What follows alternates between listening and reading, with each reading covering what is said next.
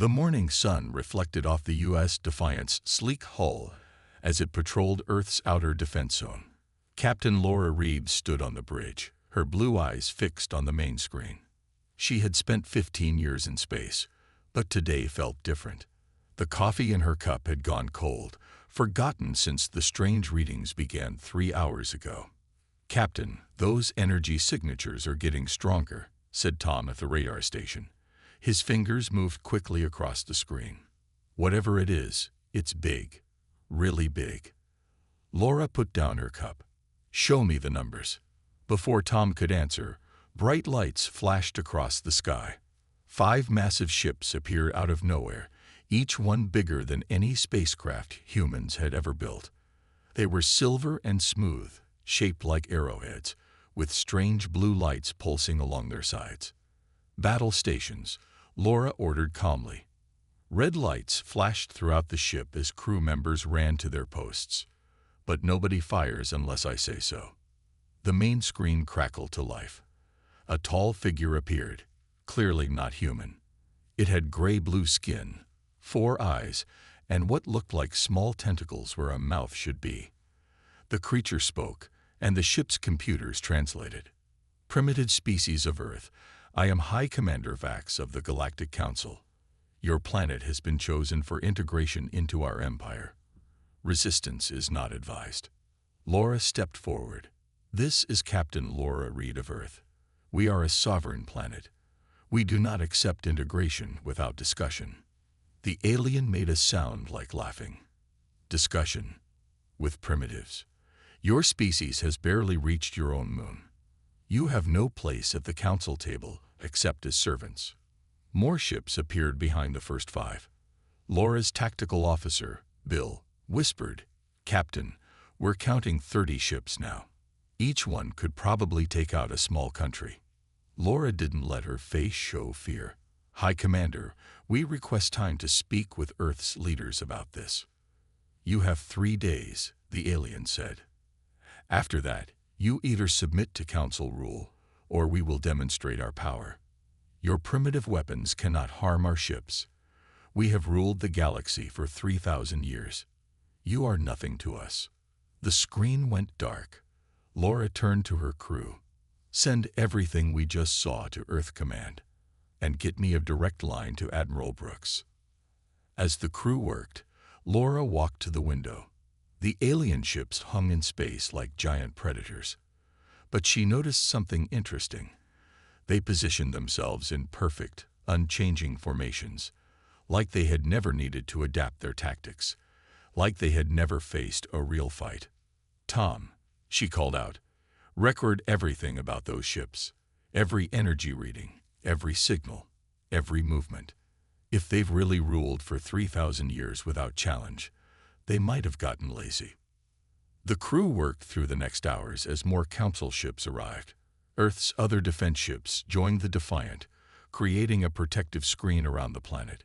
News of the alien ultimatum spread across Earth, causing both panic and anger. Late that night, as Laura reviewed the day's data, her private screen lit up. It was a coded message from Earth Command. "Prometheus protocol activated. Maintain position.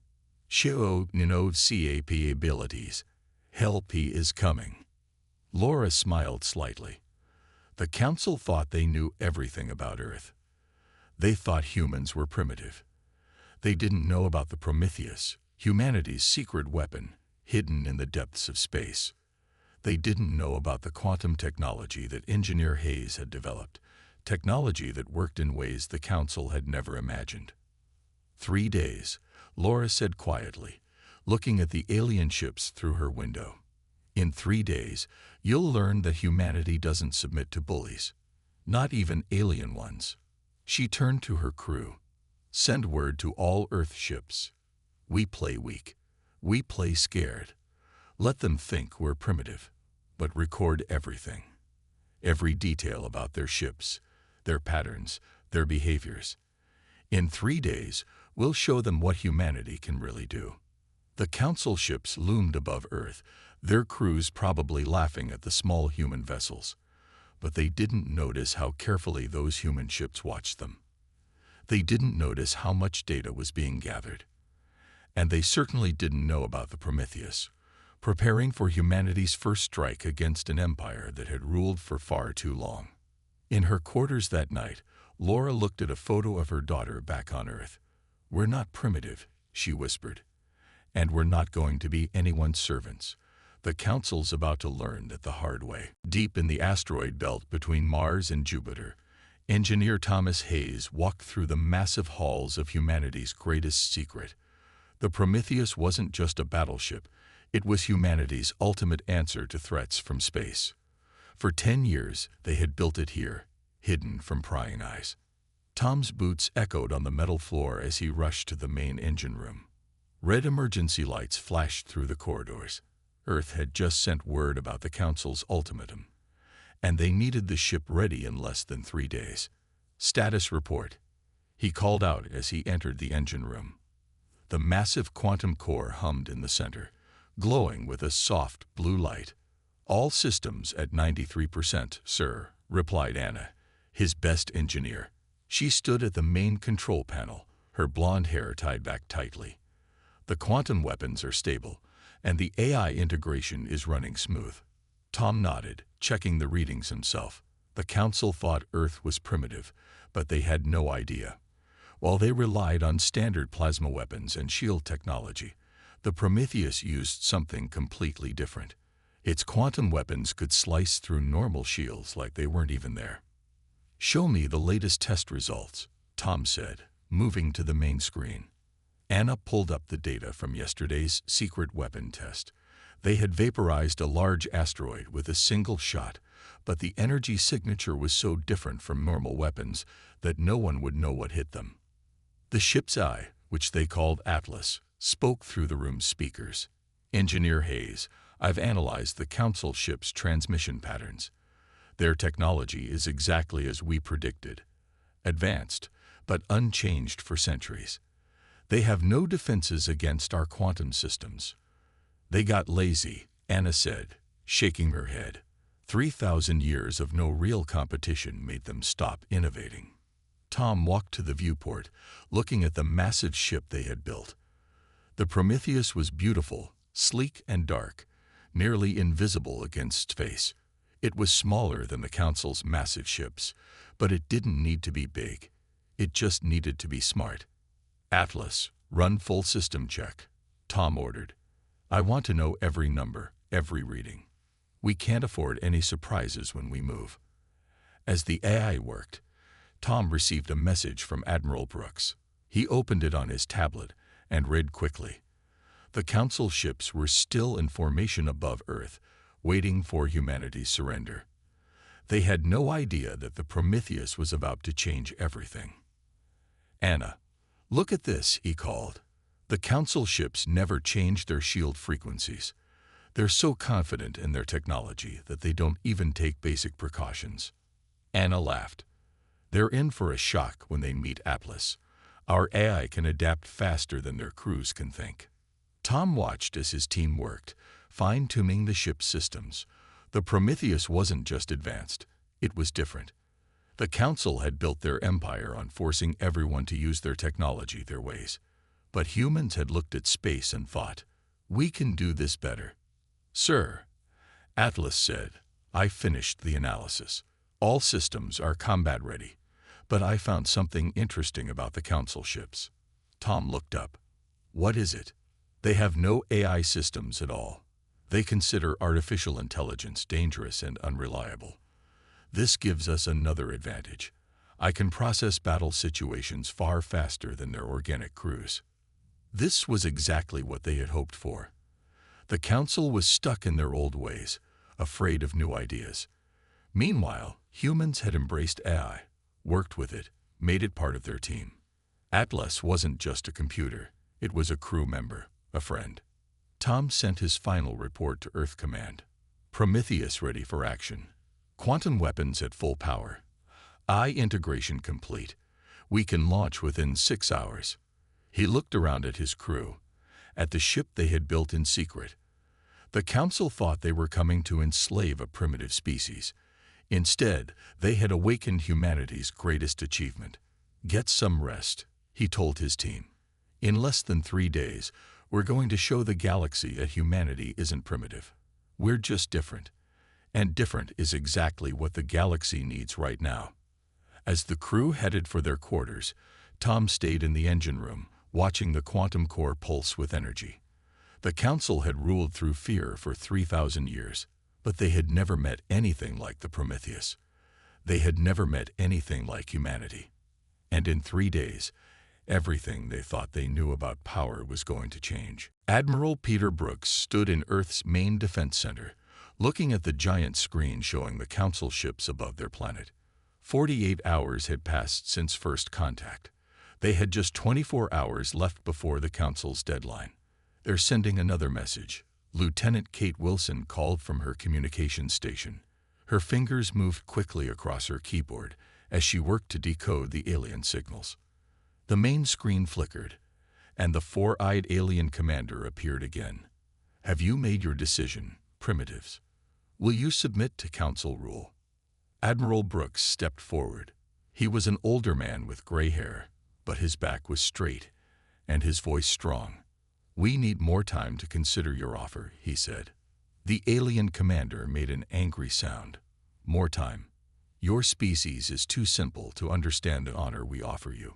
Perhaps we should show you our power now. Kate watched her screen carefully as the aliens talked. For 2 days, she had been studying their communications, looking for patterns. Something about their signals seemed odd, too perfect, too unchanging. Sir, she whispered to Admiral Brooks, I need to show you something. The Admiral nodded slightly but kept talking to the alien. We understand your power, High Commander. We simply wish to make the right decision for our people. 24 hours, the alien said. Then we will make the decision for you. The screen went dark. Kate quickly pulled up her findings on a side screen. Look at this, sir. Every Council ship uses exactly the same communication patterns. They never change their codes, never update their security. Admiral Brooks leaned closer. They're that confident. No, sir. They're that stuck in their ways. Kate showed him more data. They've been using the same systems for centuries. And look at this. Their defense shields follow the same patterns. They're perfectly organized, perfectly structured, and perfectly predictable, the Admiral finished. He smiled slightly. Good work, Lieutenant. Get this information to the Prometheus immediately. Kate sent the data, then kept working. The more she studied the Council's communications, the more she found. They had protocols for everything, but they never changed them. It was like they couldn't imagine anyone doing things differently. An hour later, emergency alarms rang through the base. Sir, an officer shouted, 3 Council ships just fired on a small town in Africa. They say it's a demonstration. The room erupted in anger, but Admiral Brooks raised his hand for silence. Any casualties? No, sir. The town was evacuated yesterday as part of our emergency plans. But the buildings, everything's gone. The main screen lit up again. The alien commander looked smug. That was a small taste of our power. Imagine this happening to every city on your world. 23 hours remain. After the alien disappeared, Admiral Brooks turned to his staff. Send word to all Earth governments. Tell them to keep acting scared, keep acting weak. Let the Council think their show of force worked. Kate worked through the night, gathering more information about the Council's systems. She found weaknesses in their fleet formations, gaps in their sensor coverage, blind spots in their tactics. They were powerful, yes, but they were also rigid, inflexible, predictable. At sunrise, she got a message from the Prometheus. Engineer Hayes had used her data to fine-tune their weapons. The quantum cannons were now perfectly calibrated to exploit the Council's weaknesses. Lieutenant, Admiral Brooks called. Get me a secure line to Captain Reed on the Defiant. Kate set up the call. On the screen, Captain Reed looked tired but determined. Laura, the Admiral said, the Prometheus is ready. When the Council makes their final demand, We want them focused on the Defiant. Keep them distracted. The Prometheus will do the rest." "Understood, sir," Captain Reed replied.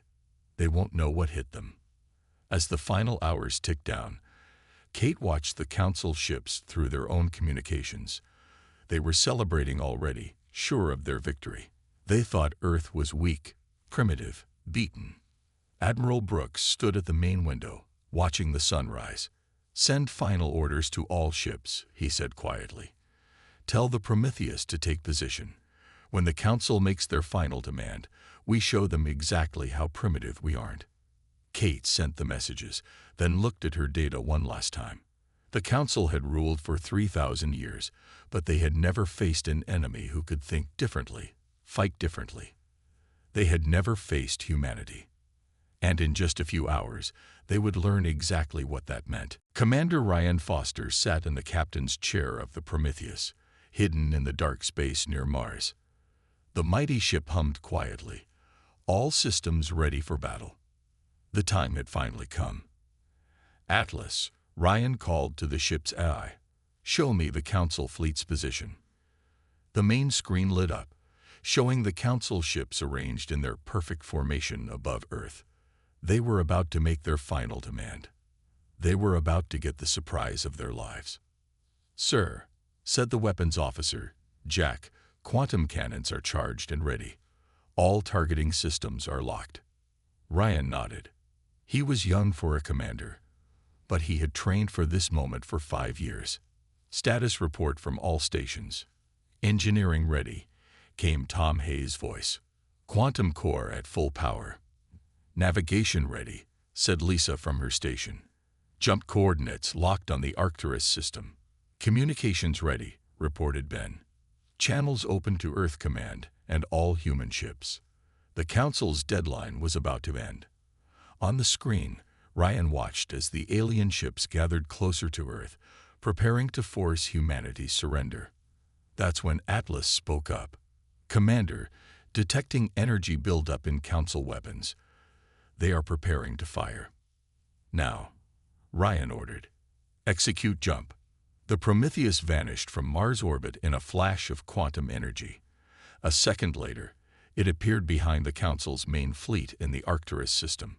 This was their primary base, where most of their warships were kept. "They haven't detected us yet," Ben reported with a smile.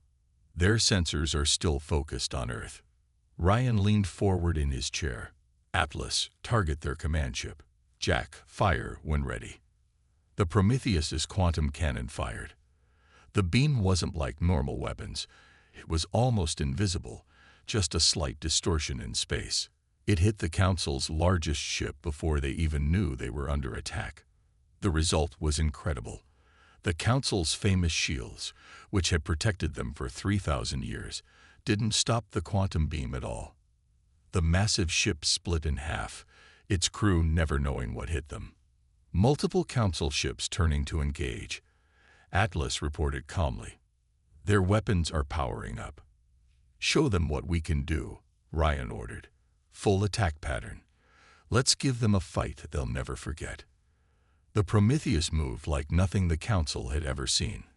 While their ships turned slowly in their rigid formations, the human vessel danced through space. Atlas controlled their movements, reacting faster than any human or alien could.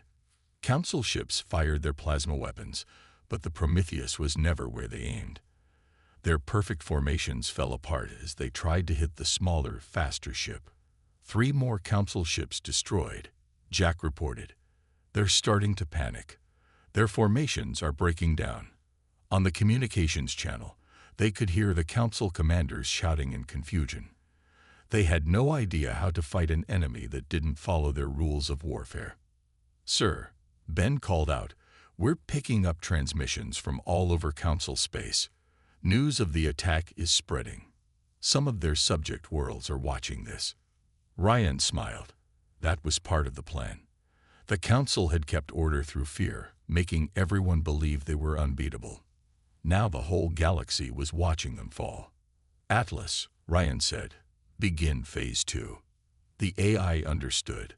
The Prometheus launched small quantum drones, Another human innovation the Council had never seen.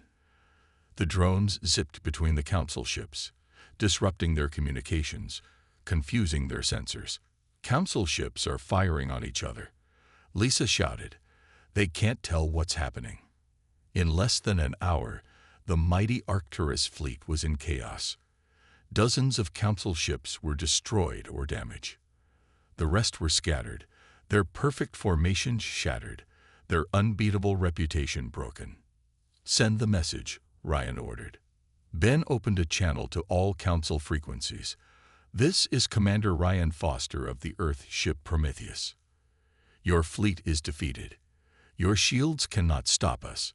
Your weapons cannot touch us. And this is just one human ship. The Council ships started retreating, jumping away in panic. They had never been defeated. They had no protocols for this. As the battle ended, Ryan looked at his crew. Everyone was smiling, but they stayed focused on their jobs. This was just the beginning. Send word to Earth, he ordered. First strike successful. The Council's not invincible anymore. Now, everyone knows it. The Prometheus hung in space, surrounded by the wreckage of Council ships. In one battle, they had done what no one had done in 3,000 years. They had shown the galaxy that the Council could bleed. Communications Officer Ashley Cooper hadn't slept in 24 hours. She sat at her station on the Prometheus, listening to thousands of messages flooding in from across Council space. After their victory at Arcturus, the galaxy had exploded with activity. You need to hear this, she called to Commander Foster. The Draken people have taken control of 3 Council bases in their system. They're fighting back. Ryan Foster walked to her station, reading the messages scrolling across her screen. The Draken were a species that had been under Council rule for 500 years. Now they were rising up. More reports coming in, Ashley said excitedly. The Vega colonies are refusing Council orders. The mining worlds in the Centauri sector are kicking out Council officials. It's spreading everywhere. Atlas, the ship's AI, displayed a galaxy map on the main screen. Red dots showed where rebellions were breaking out. There were hundreds of them, spreading like wildfire across Council space. Message from a planet called Nexus Prime, Ashley reported. They're asking for help. The Council is trying to punish them for celebrating our victory. Ryan straightened up. How far is Nexus Prime? 2 quantum jumps from here, Lisa answered from navigation. We can be there in 20 minutes. Set course, Ryan ordered. The Council needs to learn they can't bully anyone anymore. As they traveled, Ashley kept listening to the Council's communications. The alien leaders were panicking. In 3,000 years, they had never faced a real rebellion. Now they had hundreds. Their leaders are fighting each other, Ashley told the crew. Listen to this. The High Commander is blaming the Fleet Admiral for losing to us. The Fleet Admiral is blaming the Defense Minister. They're all screaming at each other. The Council had always seemed so powerful, so organized. But now Ashley could see the truth. They were bullies who didn't know what to do when someone stood up to them. The Prometheus arrived at Nexus Prime to find 3 Council warships threatening the planet. They had their weapons aimed at the major cities. Open a channel, Ryan ordered. Ashley set up the communication. The Council commander appeared on screen, but he looked nervous now. He had heard about what happened at Arcturus. This is Commander Foster of the Prometheus, Ryan said calmly. Leave this planet now, or we will destroy your ships. The Council commander tried to sound brave. You don't scare us. We ruled this galaxy before your species learned to make fire. Atlas, Ryan said, target their engines. The quantum beam flashed out, cutting through the Council ship's shields like they weren't there. Their engines exploded, leaving them dead in space. Would you like to rethink your position? Ryan asked. The other 2 Council ships fled immediately, leaving their disabled companion behind. The people of Nexus Prime cheered so loudly that Ashley had to lower the volume on her speakers. Sir, she said, the Council's central government is falling apart. Their subject worlds aren't just rebelling. They're sharing information with each other, trading food and supplies, helping each other fight back. Ryan smiled. They thought keeping everyone afraid and separate would keep them in power forever. They never thought about what would happen if people stopped being afraid. Over the next few hours, Ashley listened as 3,000 years of council power crumbled.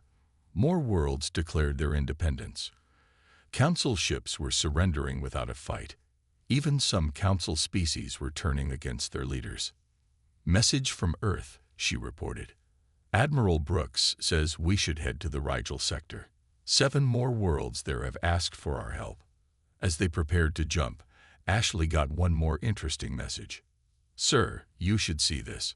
The Council's own military academy is refusing orders. The young officers are saying they won't fight for a government that's been lying to them."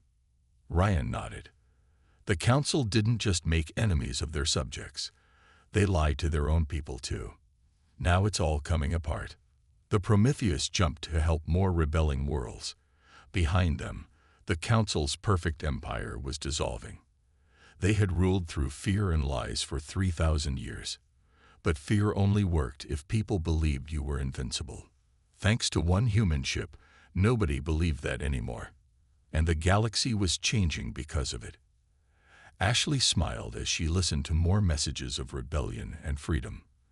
The Council's empire wasn't just losing a war. It was collapsing from within.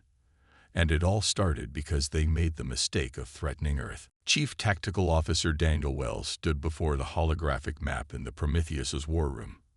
After 2 weeks of battles and rebellions, they had finally located the Council's capital world, hidden deep in the core systems. "Here's what we know," he told Commander Foster and the senior crew. "The Council has pulled all their remaining loyal ships back to defend their capital.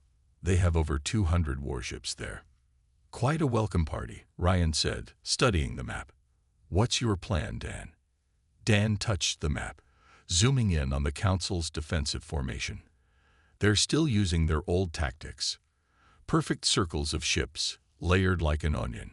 Beautiful to look at, impossible to maintain in real combat. Tom Hayes, the engineer, spoke up from his seat. "The quantum core can handle 3, maybe 4 shots before needing to recharge. Even with our technology, we can't take on 200 ships alone." "We won't be alone," Dan said with a smile. He touched another part of the map. "Look who's coming to help." The map lit up with dozens of new signals. Ships from worlds that had broken free from the Council were gathering. Old cargo ships fitted with weapons, police vessels, even some Council ships that had switched sides. 53 ships so far, Dan reported.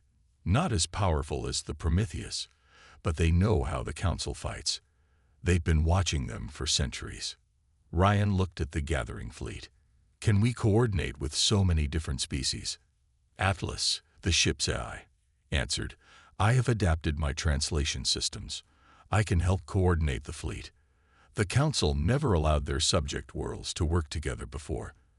They don't have protocols for fighting the united force." Dan pointed to specific spots on the map. "We'll divide them into 3 groups. The converted Council ships up front. They look exactly like the loyal ships. The cargo ships and smaller vessels will come in from below the defense plane. Nobody ever attacks from below in space battles, but that's just another stupid rule we can break." "And the Prometheus?" Ryan asked. "We'll jump right into the middle of their formation," Dan said. "They'll be so focused on maintaining their perfect circles that they won't be able to react fast enough. Their own ships will be in each other's way." The senior crew studied the plan. It was risky, but that's what humans did best, taking risks that the Council would never expect. "Message from the fleet," Ashley reported from communications. "They're ready when we are," one of the cargo ship captains says, and I quote, "Let's show these Council bullies what the rest of the galaxy can do." Ryan stood up. "Send the coordinates to all ships. Tell them to hold position until we make the first move."